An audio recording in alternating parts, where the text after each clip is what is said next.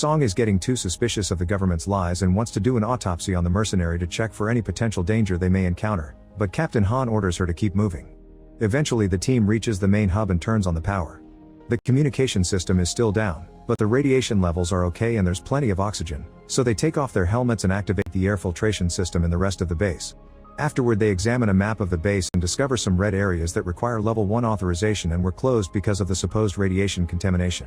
There are 3 storage areas and 8 gates, so Han decides to split the group into 3 teams. Han's team reaches storage 1 but the door won't open, so they have to force it by hand. They only get to open it a few inches before an arm falls through, and when they open it completely, they find all the bodies of the previous crew.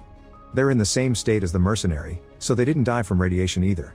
There are blood handprints on the walls indicating the crew tried to escape, but it seems the area was shut down in an emergency. This means the crew died after the shutdown and not before, as the government said. Afterward Han's team enters storage. Now the crew can step forward and bring down another gate that stops the water just in time. While Ryu vomits watery blood and dies, the team grabs his samples and rushes to the airlock, where they start suiting up. Gong is very weak, so Han closes his wound with tape and helps him put on his suit, but his efforts are in vain and Gong dies anyway. Once everyone is ready, Han tries to activate the air depressurization, but the system isn't working and he'll have to do it manually. Ignoring Song's pleas, Han sneaks out and activates the lever right before the water reaches this area too and brings him down. At that moment, Song and Hong notice that Luna has already gone out without her suit.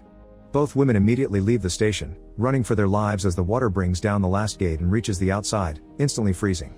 Afterward both women go looking for Luna and find her watching Earth. It seems she doesn't need oxygen to live.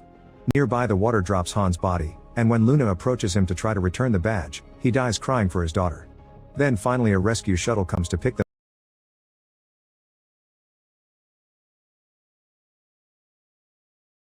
Then Song opens the door and rushes to comfort the poor girl. At that moment, Ryu activates closure for all the gates from the main terminal.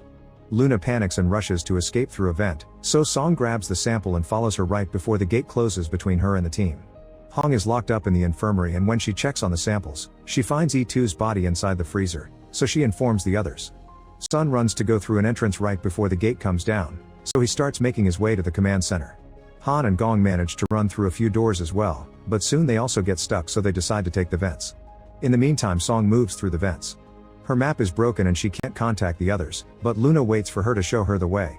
After lots of wandering, Song finds an office that Luna transformed into her personal hideout. There are drawings on the walls, a bunch of capsules, and pictures of the old crew including Won Kyung. Song shares some candy with Luna and after the girl falls asleep, Song finally finds the missing data brick. She connects it to a computer and watches a video called Water Response Test, in which the previous crew tested the lunar water on a fish. The little animal survived and the water filled a small tank. There's also a video called Luna and Song is horrified to discover the previous crew had done genetic experiments on human clones. Whenever a Luna died to another failed test, they would bring out a new one, making the number on her name go up with each test. The current Luna is the 73rd clone and the only one who survived. The next video is from Won Kyung, who explains she did all this to save humanity but isn't proud of it. Then Song injects Luna with the water sample, which instantly heals her wounds. At the same time, Hong escapes the infirmary through the vents and after wandering for a while, she's shocked to discover a storage with hundreds of Lunas in bags. She screams when someone touches her, but it's just Han. Together they find a door at the end of storage that takes them near to the control room, but they'll have to use the vents to access it. Meanwhile Sun makes it to the command center, only for Ryu to welcome him with his gun out. Ryu pushes Sun and shoots him once before checking the map, allowing Sun to jump on him and disarm him to then start a fight.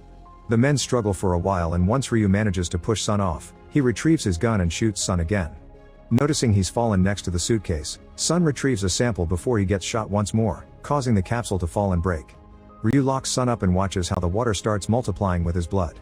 Sun gets infected and after hallucinating a starfish, he starts throwing up huge amounts of water before drowning to death. Then Ryu tries to turn on the air filtration system, only to discover an anomaly in the pressure system. This is caused by the water in the plant rooms, which has spread and flooded the area. Ryu ignores the warning and opens the filtration system anyway, giving the water room to keep on growing. At that moment, Han and Hong drop down from the vent and find Sun's body but no Ryu in sight.